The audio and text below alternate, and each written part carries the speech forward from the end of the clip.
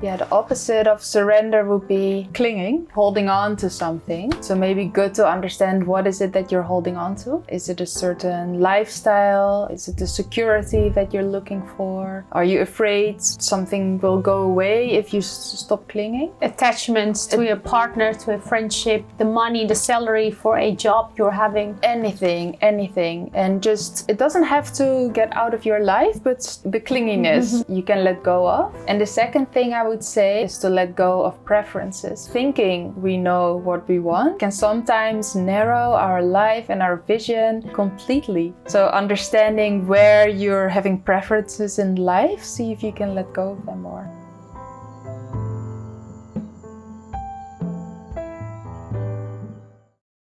Hello everyone, welcome to the newest episode of Bridging. It's so great to have you here again one more time. A podcast where you can learn, practice and transform in any area of your life. I'm today together with my dear friend Fardau Jansma. Fari, welcome. Thank you. Fardau and I, we know each other for now almost a decade. We have lived together, we have traveled together, we have lived together actually in different places in Amsterdam, traveled over the world, different places. And if there's one person in my life that knows me really well, that is Fardau. Fardau is a person that I can trust fully, and I think one of the most important things what I have learned from her is to be in integrity, and not because she taught me to be in integrity, she lives by integrity. And 1 year ago, maybe a bit longer, we started reading at the same time the book The Surrender Experiment of Michael Singer. And that book has changed both of our lives. We started applying in our lives to surrender more and to actually let go more of our preferences and likes. And Fardau was doing that already a lot. While she was working for a corporate for Nike HQ in Europe, she was doing her yoga teaching. She's a yoga teacher and a Reiki master. And eventually, after working 9 years for Nike, she decided to let go of her corporate job and really embraced life and started fully being herself and trusting the way she was surrendering. And in this episode, Fardau and I were going to talk more about how we can trust ourselves more and our inner guidance. That was a long introduction. Welcome, Far. Thank you. Such a nice introduction. It's so great to have you here. Thank you very much. Always from the bottom of my heart, really. My first question. So you left Nike. That happened last January 2024. Yes. And it was a long process. I was there with you the past few years. You were deciding to move, to leave, but it did not happen. And eventually you decided, I'm going to leave. What happened and what did not feel right for you? Because, you know, many people in Amsterdam, in the Netherlands, they love to work for Nike, HQ in Europe, amazing job, good benefits, great people around you, but you left, you let go. Yes. Yeah, exactly. And all the things that you were saying on great people, everyone wants to work there. That's how it felt for me as well. And that's why I worked for this company for 9 years as well. And when I started, I really loved it. And I never considered myself as an ambitious person. But while I was at the job, that part of me got sparked as well. I wanted to climb the ladder, and the whole notion of work hard, play hard, that's really how my life looked like for many years. But I think the big pivotal moment was during the lockdown, and we had to work from home. I worked from home for 2 years. And after having such a fast-paced life, for the first time, I had a moment to think, to slow down, to reflect, like, who am I? What am I doing? How does my life look like? Well, I was just in this whole chasing mode and working full-time, doing a lot of sports, seeing friends. There was not really any time for reflection.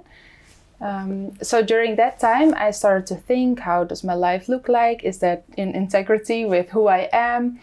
And some small feelings of friction started to occur, I didn't read too much into it.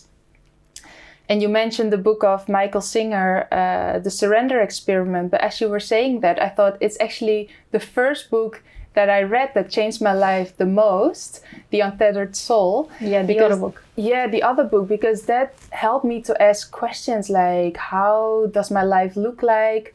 What are the things that I'm doing out of fear? So that's now 4 or 5 years ago that some seeds of doubt started to, they were in my system. When you say doubts about doing that job? Exactly. Doing that job, but also the life that you're living, working for a corporate, spending 40 hours per week on a job. If not more. The 9 to 5, the pressure can be quite high and the pace very fast. Which part of me liked, and I get satisfaction from it as well. And the pay is very high. I mean, eventually. The pace is high, yes. The pay. Yeah, the salary, the pace is fast. Yes. And the pay, the salary, yes. Eventually, when you just keep working and working, you're also getting used to a certain amount of money, and your lifestyle is also going to be changed because of that money you're receiving. Exactly, yeah. It allowed me to travel, to go to restaurants, things that I really enjoyed. So that was the first moment that I was wondering, what am I going to do with my life? And that's also when I started to become a little bit more serious with yoga. So before that moment, it was just something I was practicing weekly, maybe twice a week, just going to a yoga school, feeling quite hyped up, probably from work. It's busy, rushing to the yoga school for an hour, you relax and feeling a bit better. But I was curious to learn more and deepen my own practice. After doing a yoga retreat, actually, for the first time I experienced what yoga can do in your life and how you can really work in the deeper layers of yourself through movement, through breathing, and just being, not having any distractions. So I did the yoga teacher training next to my job. I went on another solo trip by myself to Morocco, which also shifted so many things in my life. And I was in the desert and I was like, this life is so, so beautiful. It's so profound. I could see my life from a distance there, and I wasn't understanding anymore what exactly it is, what I was chasing and that I was doing. You mean what you were chasing, like being back in Amsterdam, having your life here? Yeah, exactly. But also the ambition, I guess, that I still had, that I was still attached to in the job. So maybe getting that promotion, a different position. Thinking that would make the next thing would make it better. Yeah. So let me just clarify one thing here. We're not actually here discussing on that a corporate job is not a good thing. It's more about like what was in you that you felt that things were not right. And in this case, it was for you, that corporate job. It could be for someone else, a partner or something else in their life, what they are doing. And you were, while you were on the job, you were doing the yoga training, you went to Morocco, to the desert, you did a retreat, and you started really turning inwards. And back at Nike or that corporate job, did you find, like, what was, if you could say one thing, what was not right for you? I think the main thing is how I spend my week. So really, your agenda and your energy is all going to something else, to someone else.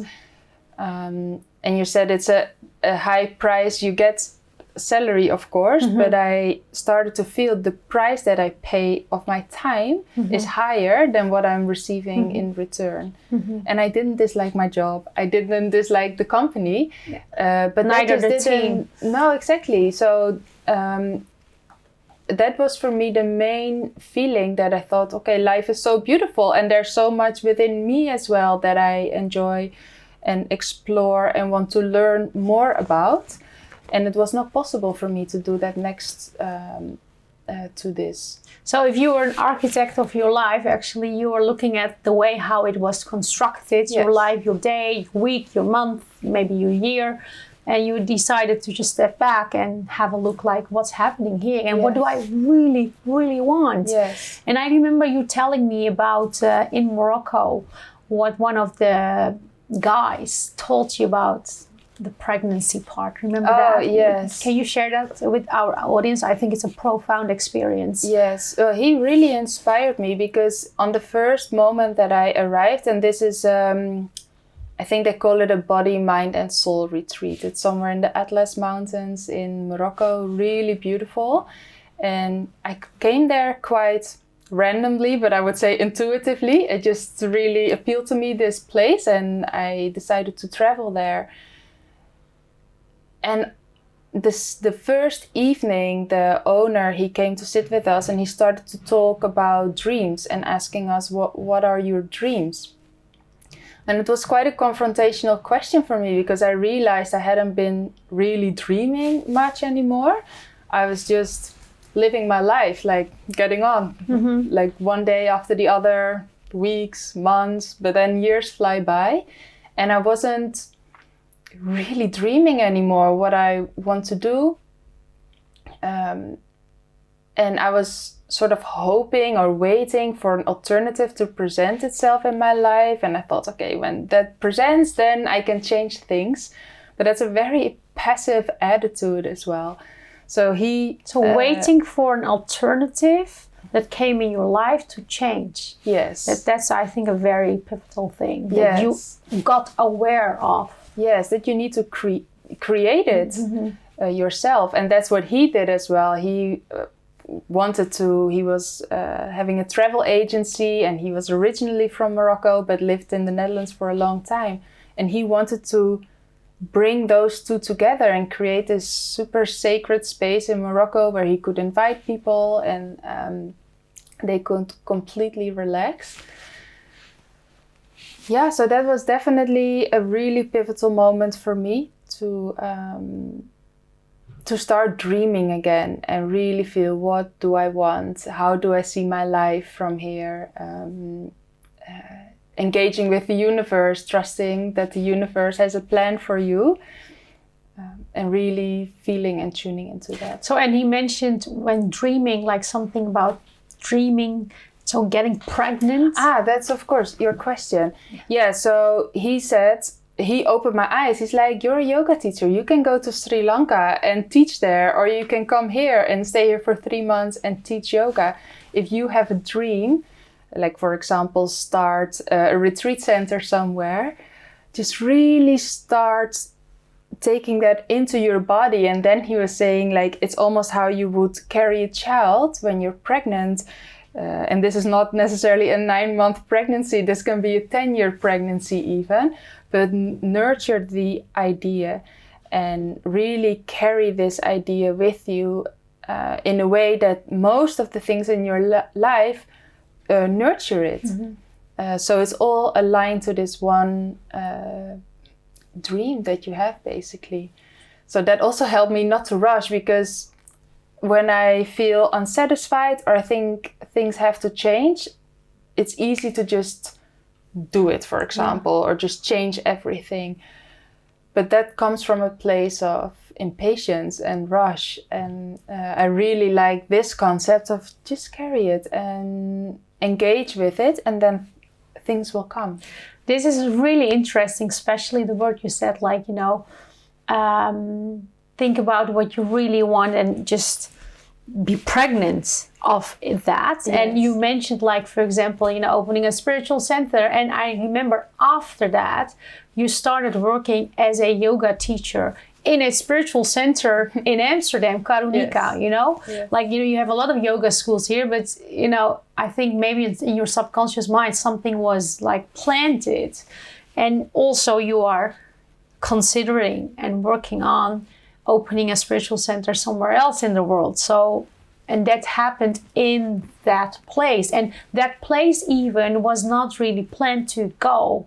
You just really step by step, you felt into what's next for me. And you were in Morocco and you decided there to go to this place. I remember you were calling me, say, I'm here. Yes. And then you didn't call me because you were there. And you were not on your phone anymore. Not at all. So, going back a little bit to the life in Amsterdam you had, and you're still, of course, in Amsterdam, but to the different life you were having. Mm-hmm. Especially, for the audience that is watching or listening here, I am sure that many can connect off like, hey, I'm having a life, I work for this job, or I have my own company, or, I'm in this relationship, this is what I'm all doing. And some people, they're blessed. I mean, they are super joyous. I mean, not always happy, because I don't believe everyone is all the time happy, joyous about where they are. But for some, it does not feel right. They know something inside of them, it does not feel right. Mm-hmm. And for you, it was the same. But did you feel back then you had to keep up with the whole world, like, living in Amsterdam, this dream, people from abroad especially, are like, wow, Amsterdam, you work for this place. Did you feel you had to keep up with them? To a certain extent, I wouldn't say I'm very sensitive to the perfect picture. Mm-hmm. So that the societal image of you should have a job, etc., that didn't bother me so much. But the life that you're building here and the lifestyle that you're used to of traveling, seeing friends, going to restaurants, having a mortgage as well, it requires that you have to have a job as well. So that was definitely something that I felt like that's needed in order to support the system and that you're living in. Mm-hmm. So then you stepped out. Yeah. And you still have a mortgage.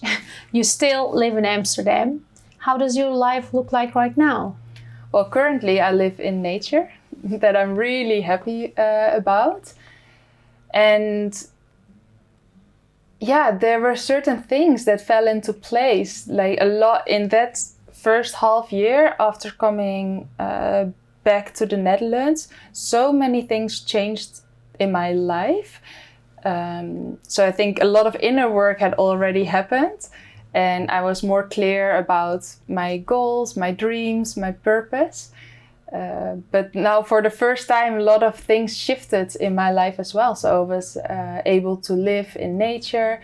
I found my love. I got married. Yes. We're living together. We're making lots of plans together. So that really allowed me to just lean into what was happening in my situation and surrender and recognize as well, these are things that are being given to me right now that allow me to follow the dream that I have. Yeah. You were living in this studio apartment right in the center of Amsterdam, where actually many young people, let's say young between 20 and 45, would like to live.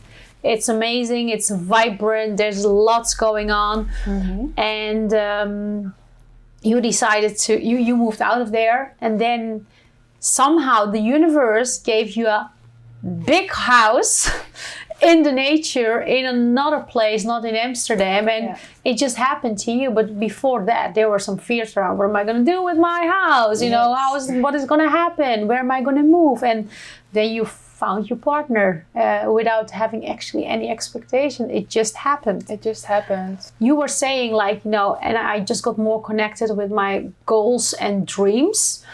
But I think let's just clarify on this. Like, I can, with my mind right now, I can just write down what kind of goals or dreams I have or I might have. Mm-hmm. But it could come from a perspective of the personality. Gary Zukav would say, the personality is thinking, I need to climb that ladder, or I just need to have this big company created by me, or whatever that all is. I have to keep working, I have to keep traveling, all these things. But if you really truly connect to yourself, then and your soul. Gary Zukav would say, there's also something your soul wants. And what I am understanding, and please correct me if I'm not right, that you really listened to that part. Yeah. of you. Yeah, definitely. No, that's definitely, but it's really hard because especially if you're in it, it's difficult to differentiate what motivates your goals. So if it's really intrinsic or if it's externally. So it could be a certain image, like, in my case, like, I work for this big American corporation, or earning a certain salary, having a promotion.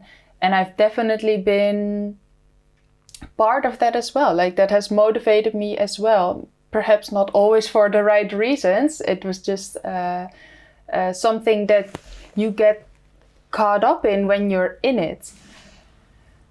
And I like what you said about Gary Zukav, because it's often that the body and the soul, if you tap into your body, sometimes the body understands better what you want and what feels nice than you can reason with your brain.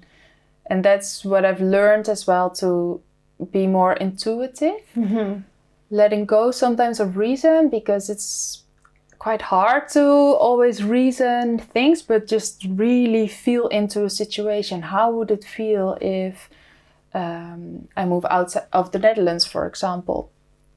What motivates a decision like that? How does that sit in my body? Does it feel nice, excited?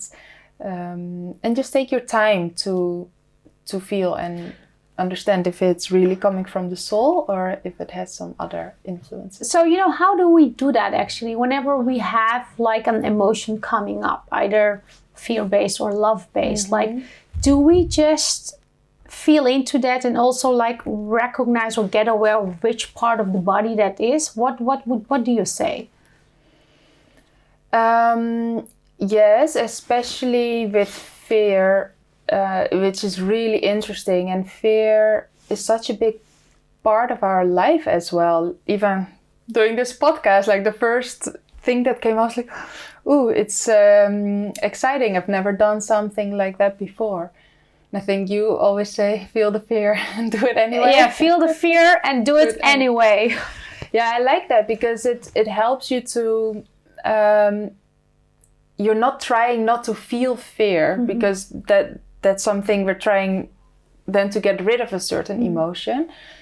And it was in the book from Elizabeth Gilbert in Magic, where she explains sometimes fear goes behind the driver's seat. You're all in the car, you're in the car, your other emotions are in the car.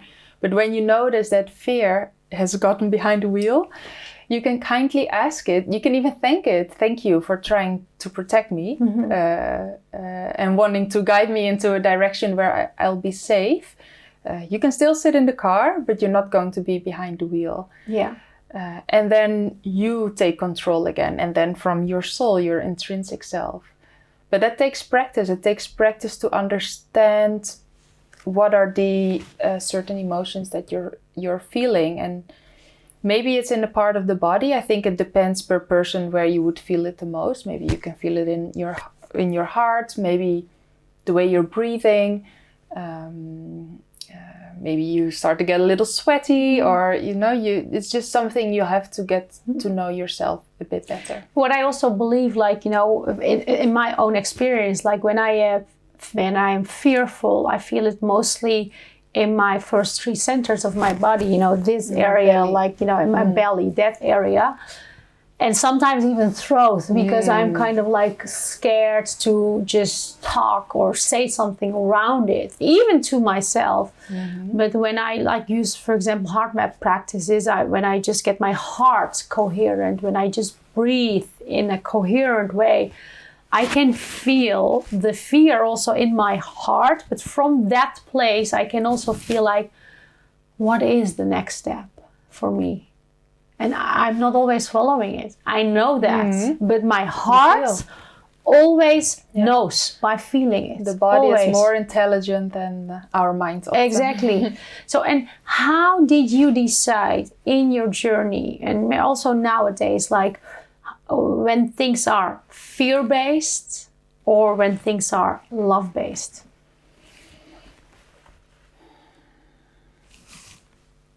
Just to sit with it for a moment. So whenever something presents, and it can be something simple like going to a network event, for example, or making a very big change in your life, like quitting your job. Not to rush. When you're in doubt, always pause. Maybe actually what helps me a lot is to write down. So I've been journaling for, I think, 5 years now, where I just put all my thoughts on the paper, like out of my system, through my hands on the paper, without any judgment. So everything just comes out. So as soon as it's out, I just let it settle a bit, maybe go for a walk, do something that is a bit of a flow activity, and then just feel into it. So what helps to me is to think through the situation already. See, I'm going through to the network. Okay, what will happen? What could be the worst thing that could happen? Why am I fearful? But also, why would I go? So it's also, you say love-based, but sometimes the opposite of fear can also be seduction. So if I go to the network to get a certain exposure, or I know this woman is going to come here that has a big yoga school, that might also not be the right reason to go to a certain network event. So really being able to strip out all of these motivations, fear-based, seduction-based, that are coming up into our system, and just sit with it. Yeah. And be honest with yourself. You said, like, don't rush. Yes. Yet in a society where we are living in, I'm not talking about Amsterdam, you know, especially the Western world, I'm talking about, we are a lot in a rush. Why do you think we are in a rush all the time, most of the time? And why we distract ourselves with all other activities instead of going within? I think because it's too confrontating to be just alone with your thoughts. And I can see that as well practicing or teaching yin yoga, and the students that come to the class. For some, it's extremely hard to be in one pose for 5 minutes because you have to be in the pose for 5 minutes. There's no distraction. So the only thing that is there is the present moment. And still the mind will try to think about what happened earlier that day or what you're going to do after class. So I always try and teach everyone to go into the present moment. But it's really difficult indeed when you're living in a society that always wants to go to the next. And I think it's really because people are, it's too scary to be with your own thoughts, too confrontating. And if it is scary, if it's too if it's a big confrontation, why should we still go through it? I mean, I could say it's scary. Like, you know, I'm just trying to think about anyone that is watching or listening to this right now. Like, okay, why should we actually question our life that we are having right now? And like, why not just keep going with what we are doing and then really going inside? If you're happy, like there's not much to question, to be honest. And I think that sometimes is also the difficulty in the self-development is that you keep going and think constantly that things have to change in order to feel better. Yeah. But if you're happy, you don't have to change anything. Then you can just stay where you are. Yeah. But if you can feel that you're doing certain things, like watching Netflix every evening, because, you know, you don't feel motivated or inspired to do anything else, you can wonder like, hey, what's going on? Yeah, I keep doing that. And exactly. And maybe you are good with it, right? But the moment you feel something is not right, you know, I can tell from my own experience that's what you're saying, like, I need to do a next thing to be happy, you know, that's has been a big thing in my life. And for me, I had to pause and stop and just, you know, pull myself back. And the moment I used to do that, sometimes I got into Netflix nights behind each other, which were amazing in the beginning. But then the 5th, 6th, 7th, 8th day, then it becomes like, hey, what am I actually doing? And what is really what I'm looking for? And what helped for me is instead of doing that, journaling at night really helps me, because I can go, I can have a look with a helicopter view instead of like me putting myself in it. I'm just watching me, that person, how my thought process works. And for that, again, you need to become still. You need to just put all distractions out there and then just be here. Yeah. And then you're coming to your center. Because if you see yourself as a center, often we're like moving around. And I also see all these distractions. It's like you're moving a bit around yourself. Even things like alcohol or going out, going to see movies. Anything is sort of a distraction. So being able at least once a day, like to come back to yourself, I think that's really powerful, because then you also stay in integrity. You stay true to yourself, and it will guide the rest. Yes. Okay, Fard, what do you recommend as a yoga teacher, Reiki master, and as a person, a student of life, to people that have difficulties to surrender to their inner feeling? Yeah, the opposite of surrender would be clinging, holding on to something. So maybe good to understand, what is it that you're holding on to? Is it a certain lifestyle? Is it the security that you're looking for? Are you afraid something will go away if you stop clinging? Attachments to your partner, to a friendship, the money, the salary for a job you're having. Anything. And just, it doesn't have to get out of your life, but like the clinginess, you can let go of. And the second thing I would say, which really helped me as well, and what I learned from the surrender experiment, is to let go of preferences. Because thinking we know what we want can sometimes narrow our life and our vision completely. So understanding where you're having preferences in life. So for example, let's say you invite me over for dinner, and I really hope you're cooking Italian, because I really feel like a lasagna or something that I crave that day.